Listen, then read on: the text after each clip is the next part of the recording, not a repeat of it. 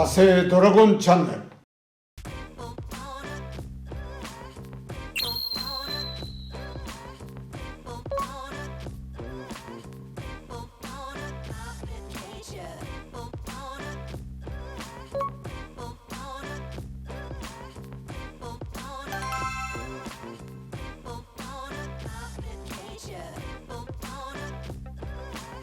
本当に今日ね、社長にこう来てもらって嬉しいです。真係好開心邀請到落嚟啦，係老友記啊嘛，唔使客氣。それで最初にそのウーさんが映画界に入ったきっかけって何かあったんですかね？我就係自細好中意電影嘅。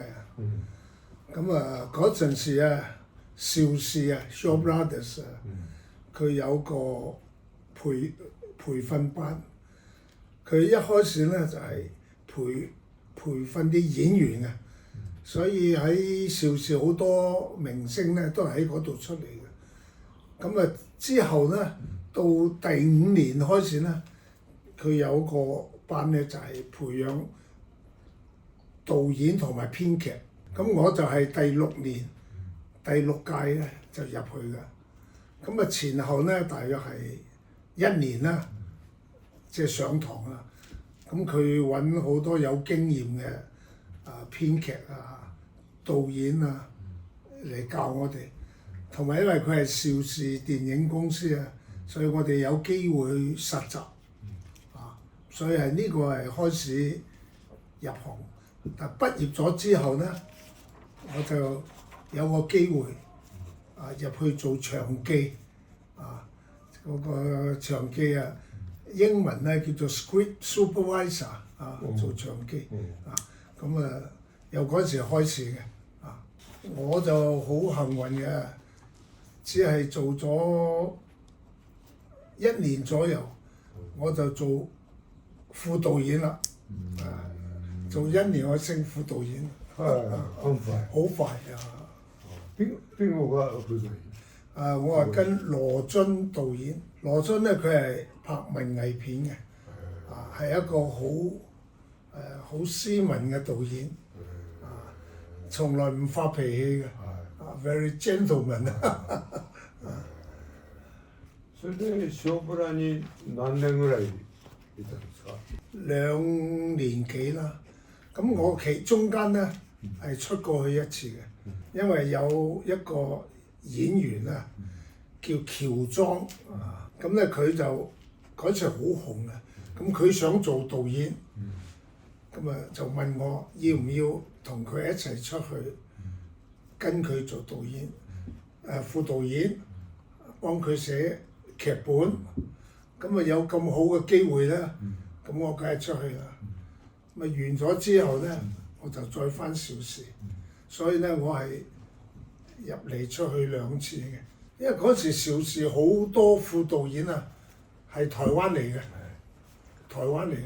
香港 local 嘅副導演唔係好多嘅，咁有好多人副導演做好耐，幾年、5年、10年都冇機會，我係有機會 lucky 2年。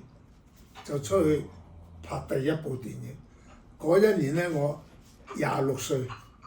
邊間公司？係明星公司。嗰時係咧獨立製片。喺嗰陣時咧，嗰個獨立製片independent 好少嘅。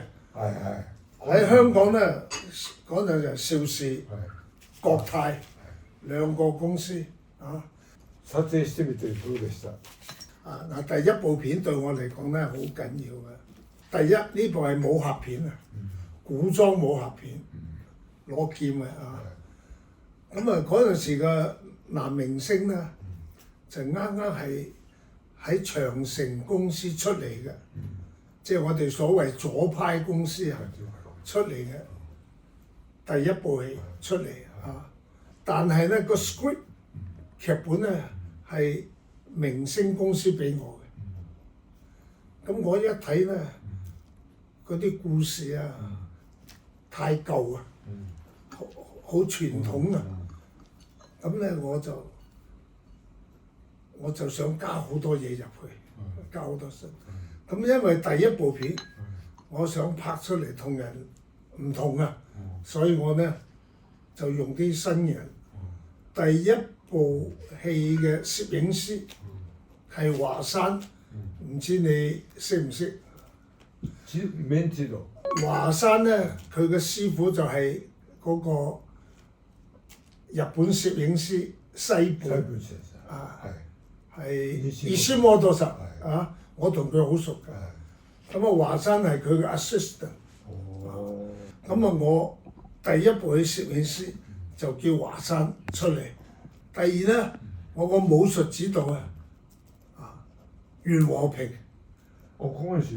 袁和平以前咧係喺邵氏啦，係武師。袁和平、袁長仁兩個出嚟做我個武術指導。因為咧邵氏嗰陣時咧有兩個好出名嘅武術指導，一個係劉家良，一個係唐佳。咁咧我之前咧就同唐佳傾偈啊嘛，我話阿唐師傅，你如果我第日有機會去做導演啊，你幫我做武術指導得唔得啊？得啊，佢話得啊。好啦，咁等我有咗機會啊嘛，佢出唔到嚟，因為 Shaw Brothers 有 contract， 佢唔出得嚟。咁佢話我推薦，我介紹袁和平同佢嘅細佬。乜袁和平我都識嘅。袁和平咧係一個好聰明嘅人，佢喺片場拍戲咧，時時都帶一本書，武俠小説啊，帶喺身度，有時間睇，即係有思想嘅。所以咧，唐佳介紹佢俾我，我話好好。咁我哋嗰陣時咧就話一定要拍一啲同以前唔同嘅電影，所以我第一部戲咧係好努力啊，好勤力做。我哋拍戲之前每日都開會，應該點樣拍，啲燈光點打，個 camera movement 點樣同埋嗰啲打嘅招數，全部傾得好清楚。所以呢部片咧，我就落咗好多心機，加咗好多新嘅嘢喺劇本度，因為劇本好舊啊嘛 ，it's an old fashion 啊，我就加咗啲嘢。好啦，戲拍完啦，嗰個我老闆啊，嗰個明星公司 boss 一睇，咦？點解同嗰個劇本有好多唔同啊嘛？好嬲啊！你加咁多嘢落去，剪咗佢啊嘛。咁我話：老闆啊，呢個我落好多心機入去㗎我係導演啊嘛，你剪到亂晒龍。佢話：我係老闆個片賣唔賣座唔關你事剪啊 cut， 帶住個 editor 係個 studio editor 入去 cut。嗰時我26歲我坐喺個張凳度啦，喊啊！喂，咁辛苦我加咗好多嘢入去，你同我剪晒咁，但係咧都俾咗我一個教訓導演你要有話語權，你一定個片要賣座，因為我係新導演，冇話語權所以咧就喺我之後電影咧，我一定個片喺個 box office 一定要好咧就老闆隨便你拍乜嘢都得，你冇一個 record， 你想諗好多嘢唔得，所以我同好多而家新嘅導演，我同佢哋傾偈喺嗰啲大學同佢哋上堂我話俾你聽，你一定你個片要喺票房嗰度啊，一定要做得好。做得好咧，你可以諗好多嘢擺入去，冇人話你唔啱。啊，如果你冇 box office 咧，你冇個話語權喺度。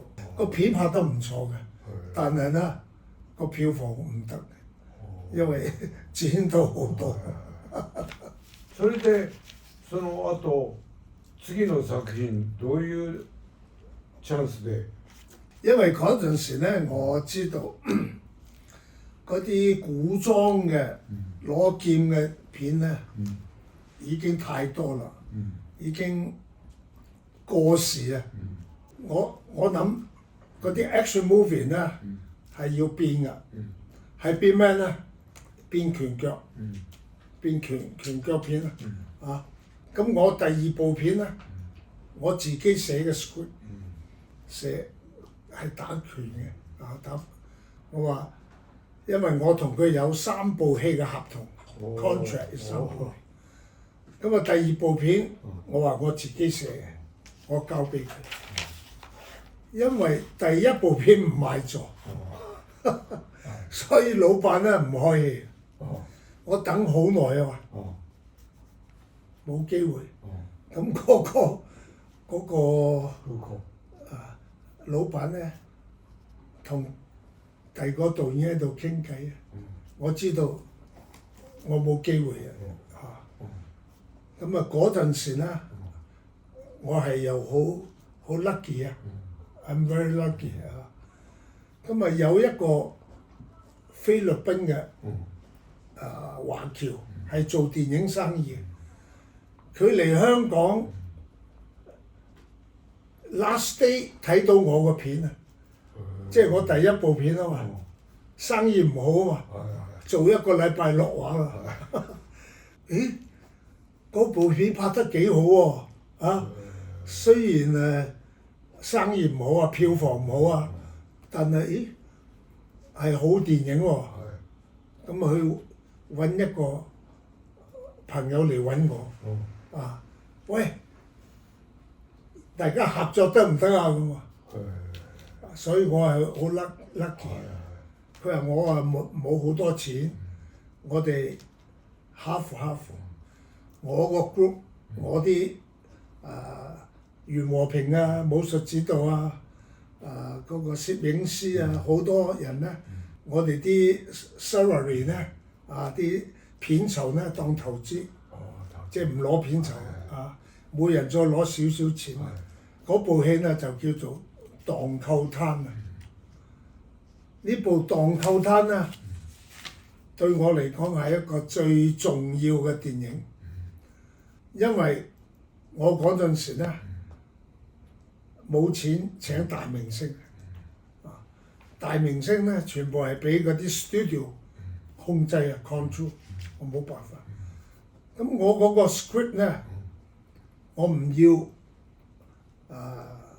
好靚仔啊，好 handsome 啊，唔係，我係要一個好有性格嘅演員，所以我諗咧就諗到陳星啊，你嘅老拍檔啊，咁啊陳星咧都係喺邵氏噶嘛，佢嗰個月薪啊，即係 salary 啊，好低嘅，嗰陣時邵氏個個都好低嘅啊。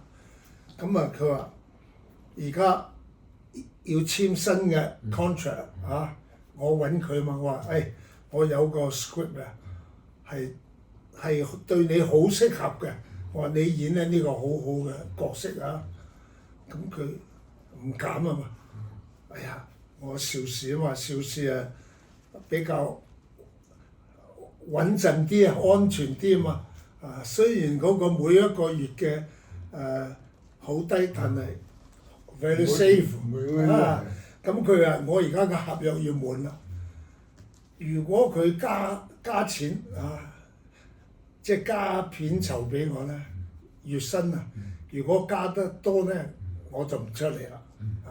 佢嗰陣時幾多錢咧？係大約係700蚊港幣一個月，好低嘅700蚊。如果佢加到1000蚊咧，佢就唔出嚟拍我戲啦。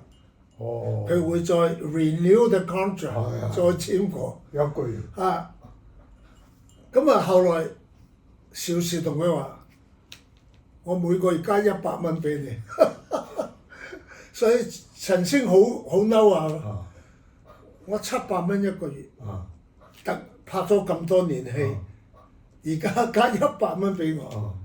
咁我話我俾你10000銀啦，好一部戲啊！我話你一年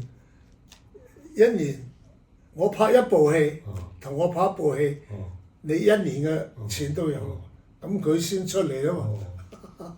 嗰部片咧，全部都係有真功夫嘅打仔。以前喺邵氏嗰啲明星啊，唔係真嘅識打嘅，係擺個樣嘅啫。咁我呢一部戲咧，就係全部用真功夫啊，有 Thai boxing 啊，有洪拳啊，仲有一個人啊，好特別叫劉大川。個劉大川咧係香港打 boxing 嘅 champion 啊，佢咧嗰陣時咧係 challenge Bruce Lee 啊，挑戰李小龍，所以咧就變咗 is a 大新聞啊！因為 Bruce Lee 嗰時好紅噶嘛，哇！有人去 challenge 佢啊，啊！佢哋兩個最後冇打啦，但係已經變咗新聞啦。咁我叫佢喂入嚟我部片啦咁，所以好多原因啦，擺埋一齊啦。呢部戲上畫嘅時候呢，好票房，very good box office。嗰陣時邵氏啲大導演啊，張徹啊、羅維啊，如果佢嘅香港票房有100萬，佢喺邵氏不得了。咁我呢部片啊，173萬，高過佢哋好多，所以我印象好深刻啊！嗰陣時幾間戲場？都係10幾間戲院啊！係。咁啊，個個都去睇 real 功夫 film。以前啲係假噶嘛，我而家呢部全部都係真嘅，所以呢部片拍完之後呢，香港先有一個名詞啊，叫做打仔。打仔以前冇嘅。係打仔明星。打仔明星啊，係我呢部戲開始嘅，一個個都打得嘛，真功夫啊嘛，所以呢部片好成功。所以呢，我好感恩呢部片。如果呢部片失敗呢，我以後可能冇機會。我由呢度得到個經驗啊，電影呢就係有潮流嘅。某一類型嘅電影拍得太多嘅時候呢，你唔好再拍㗎啦。你就要諗其他 style 嘅電影。咁嗰時我覺得呢，第一我個 script 寫得好好嘅，好。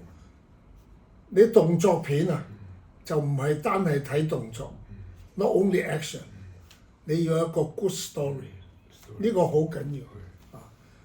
另外呢，就係你一定要諗好多新嘅嘢。咁啊，我係以後好多片咧，個 script 咧都係我自己寫嘅，因為第一我有學過，我識寫。第二咧，我冇錢去請人咯，自己寫啦。我覺得做我哋呢行咧，第一要認真啦，即係話你自己要做認真。第二咧，運氣好緊要。そのトンカオタンで成功したの、東南アジアもちろん香港だけじゃなくて成功したと思うんだけど、その時のウーさんのこうなんていうか感情っていうか、どういう感情をこう持ちました？嗰時好開心啊！咁啊，我就諗啊，我後邊應該再拍多啲動作片，因為如果我個動作片係成功嘅，咁我應該繼續拍多幾部。所以我第一部戲其實碰到好多困難嘅。第一部片做反派嗰個陳官泰啊，佢俾邵氏、張徹拉入去，嗰個 ending 拍咗好長時間，拍完啦，突然間佢唔接通告啊，唔見咗啦。張徹同佢簽咗合約，叫佢嗰部戲你唔好去拍啦，唔好拍。我哋大家夾錢合作，你拍咗個 ending 拍得好好嘅。之前冇啦，我點拍？停咗喺度啊！咁我同嗰個攝影師阿張琪兩個夜晚黑去邵氏，好夜晚啊，去揾嗰個張徹。我話你幫忙啦，嗰部片我哋拍咗 ending，你俾佢等我哋去完成呢部片嚇，我哋拍快啲啊咁啊，冇我話你俾一個禮拜我啊，我快脆拍啊，唔得，咁我話俾一日我。因為我係副導演出身啊，我知道點樣拍晒佢嘅 close up， 再揾替身啊可以。佢話唔好話一日啊，一個鐘頭都唔俾你啊！哇！我哋嗰時好後生啊，我好嬲啊！我話張徹，我話你唔好逼狗跳牆啊！佢以為我要打佢啊！走入去書房，鎖咗道門，即係我都好奇怪嘅。你係一個好有名嘅大導演，係嘛？咁我哋係新人，嗰部片我哋又拍咗先嘅。我哋呢行有規矩嘅，邊個先開戲就邊個拍先㗎嘛。你咁樣拉走咗佢，唔俾我拍，咁我哋點啊？哇！嗰陣時我冇啦，冇希望啊，冇希望。有一日夜晚黑啊，我突然間有個靈感啊，突然間諗到，因為我細個喺上海生活㗎嘛，上海咧冬天好凍㗎嘛，我哋去外邊咧戴口罩。我一諗，俾佢戴口罩，黑色嘅口罩，好大 cover， 因為佢係長頭髮，咁啊好容易揾替身啊，係嘛？好遮咗。我話佢如果要同對方拼命嘅時候咧，佢就拿走嘅。佢平常咧就戴住口罩，所以咪同 ending 可以接得埋。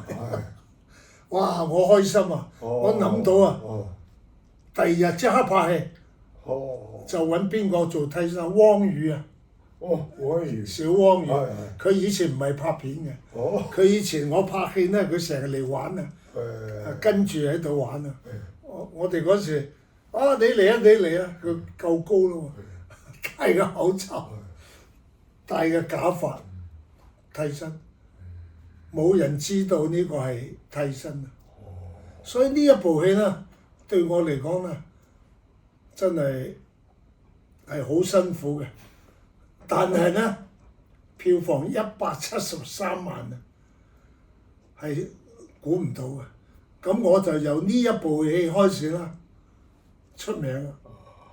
とんかつさん成功した後、勝負らとかゴールデンハーベストから誘いはなかったんですか？唔係，因為我同嗰個合作嗰個咧，富國係富國公司咧，係大家合作嘅，我唔會馬上走嘅，所以咧都係要拍第二部戲，嗰陣時好多人嚟揾我，邵氏冇揾我，點解呢？哦邵氏、張徹好多睇咗我片啊，哦佢哋認為咧呢個片唔係我拍嘅，係我師傅拍嘅。哦，佢哋唔信啊！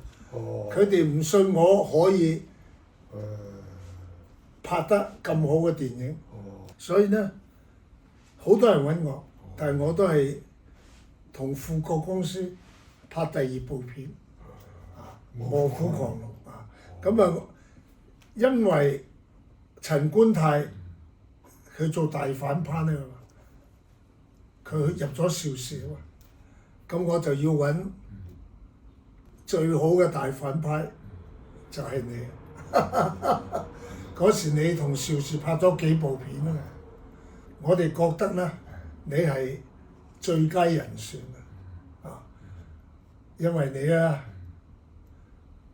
個樣咧係酷啊，好酷啊，即係有性格啊，同埋你身手又好啊，咁所以我第二部戲陳星嘅對手啊，我諗住揾你，咁啊揾你咧，兩個旗鼓相當啊！之後我哋合作好多戲啊。もちろんその卧虎狂龍も成功したわけでしょ、商売的には。同埋因為陳星係啱啱起嚟嘛，咁啊你又喺邵氏拍過好幾部片啊，票房好㗎，唔止係香港啊，東南亞、台灣啊、新加坡啊、馬來西亞、泰國都好嘅，啊咁啊因為呢部片咧有啲特別，就係中國人同日本人打啊！你記唔記得呢部片我哋喺日本啊？日本有拍嘅，偷拍嘅，係喺京都啊，係嘛？Kyoto 喺京都一個好大嘅廟，我唔記得咩廟啦。咁你如果同佢傾啦，一定傾唔成，係嘛？唔借俾你拍噶嘛，同埋就算借俾你拍都要好貴噶嘛，拍唔到。咁我哋咧就因為我係副導演出身，我有經驗啊。我偷拍好快嘅，啊！我記得啊，呢個廣場好大，你喺中間，你做教練啊，因為我諗好晒啊。咁個 camera 咩好多時係 handheld 啊，好快用手拍，好快。咁啊嗰邊個管理人啊，地方好大啊嘛，睇到啊嘛，行過嚟啊嘛，好遠啊，等佢行到嚟，我哋拍完啦。咁你有咁大嘅地方拍出嚟嘅景啊，成個戲就好睇㗎嘛。